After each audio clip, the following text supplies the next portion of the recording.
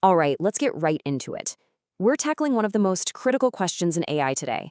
How do you actually prove that an AI system is safe, compliant, and genuinely trustworthy? The whole idea for this explainer comes down to this one powerful thought. If you can't trace an AI's actions back to its origin with evidence you can verify, can you really trust it? It's all about building that undeniable chain of proof. And that really gets to the heart of the problem, doesn't it? There's this huge gap between what AI agents are capable of and our ability to oversee them. I mean, when an agent can literally change itself or create new agents, how on earth do you keep control? Well, the solution, and this comes from our source paper, Genetic Prompt Engineering plus Context Engineering by Nir Cohen, is to totally flip the script. We have to stop trying to bolt governments on after the fact. Instead, you have to engineer the system to generate its own proof from the ground up. So this means we need a big shift in how we think. We're not just writing prompts anymore, we're essentially designing a digital genome. We're building the very foundations of trust and safety directly into the agent's core code. So that foundation, it starts with something called prime directives. Think of these as the ironclad constitutional laws for every single agent. They are immutable, meaning they cannot be changed, and they're heritable. So any new agent created from a parent must inherit these rules exactly as written. No exceptions.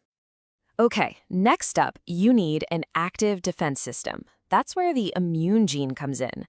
It's basically a built-in firewall. It's designed to spot and block known attacks, things like prompt injections or trying to misuse its tools. And crucially, it logs every single attempt. And this is the absolute key to traceability. Lineage creates a cryptographic chain of custody. Every agent's genetic code, every single action it takes, every child agent it creates, it's all linked back to its parent, creating a complete, unbroken trail that you can actually audit. So, when you put it all together, what you've got is a true defense-in-depth strategy. It's not just one wall. It starts with those rock-solid prime directives.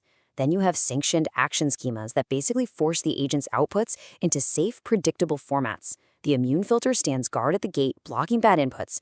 Everything gets recorded by the lineage logging system, and then it's all sealed with signed artifacts to prove nothing's been tampered with. See how each layer reinforces the next? So that's the tech side, which is great.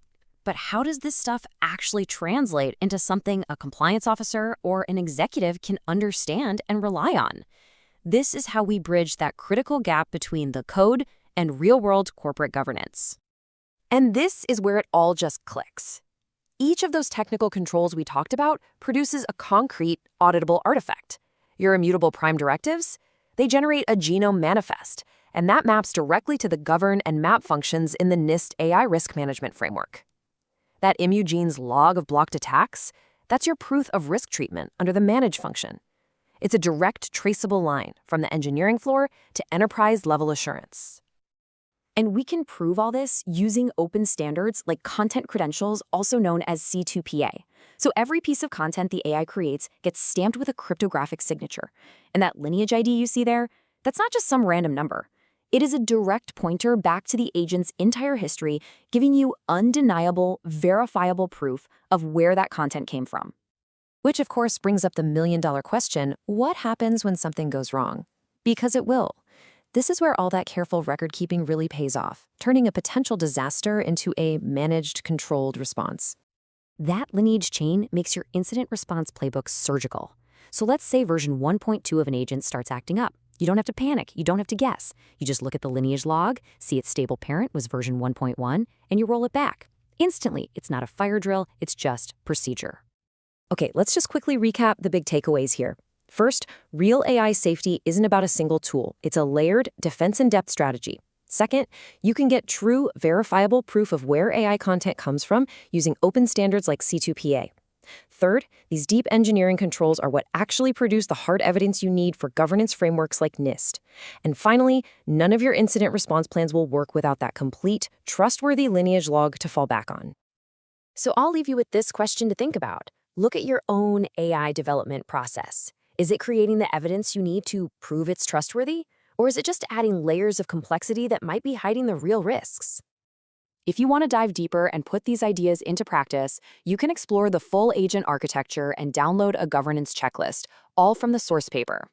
Thanks for tuning in.